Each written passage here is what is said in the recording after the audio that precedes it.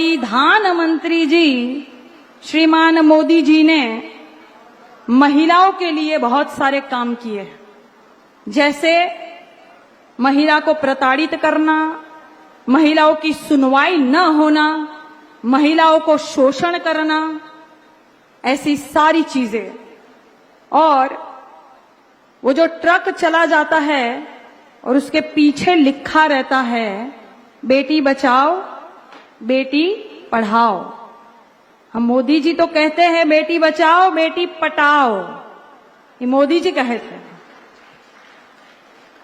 तो ये आप सब लोग को क्या लगता है, क्या है, क्या बूझ रहे आप लोग जी?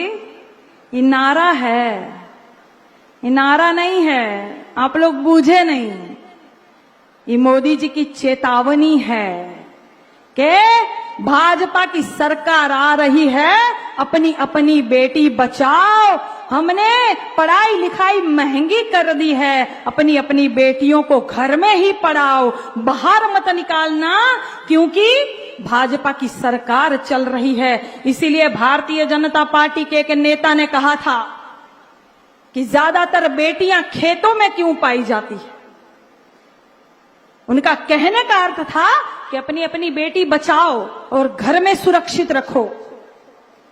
और इसीलिए आप सब ने देखा होगा कि हाथरस का जो कांड हुआ था, खेत में दलित बिटिया की शव को जला दिया गया केरोसिन डालकर।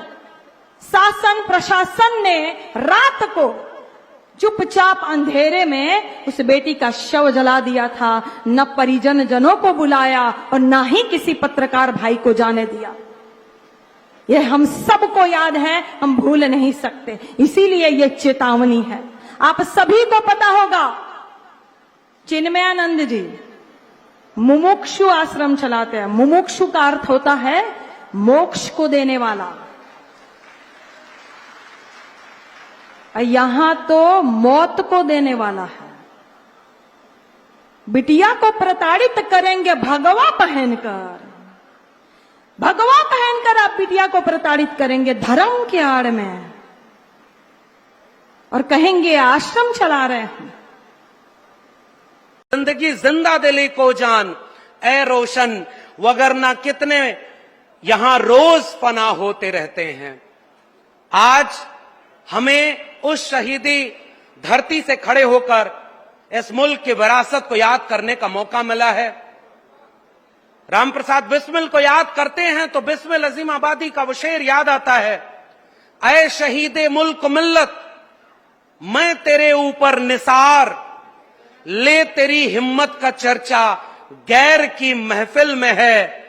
अब न अहले बलबले हैं और न अरमानों की भीड़, सिर्फ मिट जाने की हसरत एक दिले बिस्मिल में है। वक्त आने पर जमाने को खबर हो जाएगी, हम अभी से क्या बताएं क्या हमारे दिल में है। सरफरोशी की तमन्ना अब हमारे दिल में है। और आज शहीदों की उस क्रांतिकारी जमीन पर खड़े होकर हमें ऐसे वक्त में संविधान और जाति जनगणना की बात करनी है जब अंग्रेजों से माफी मांगने वाले, भारत की जंग आजादी के खिलाफ खड़े रहने वाले लोग सरकार में बैठे हों और इस मुल्क के हाशिए पर पड़े लोगों का हक अधिकार छीन लेना चाहते हो। वो अंग्रेजों से माफी मांगते रहे और हमारे पुरखे अंग्रेजों से आंख में आंख डाल करके भगत सिंह बन करके शहीद होते रहे, रोशन लाल बन के शहीद होते रहे, राम प्रसाद बिस्मिल बन के शहीद होते रहे। राष्ट्रीय अध्यक्ष जी, मंच पर बैठे हुए पार्टी के जिलाध्यक्ष आदरणीय तनवीर जी, पूर्व विधायक आदरणीय राजेश यादव जी, पूर्व विधायक रोशन वर्मा जी, पूर्व विधायक नीरज मौर्य जी, पूर्व विधान परिषद के सदस्य आदरणीय शशांक यादव जी, पार्टी के कार्यकर्ता और नेता भाई प्रदीप तिवारी जी, गोपाल जी, सम्मानित पत्रकार मित्रों, आज के इस प्रशिक्षण शिविर जो उत्तर प्रदेश और देश की एक राजनीतिक दिशा 2024 लोकसभा का चुनाव हम सबके सामने है, इस चुनाव पर हम जरूर आपसे कुछ बात करना चाहते हैं। आज जब ये परीक्षण शिविर हो रहा है तो उत्तर प्रदेश और देश एक बड़ी चुनौती के बीच से गुजर रहा है।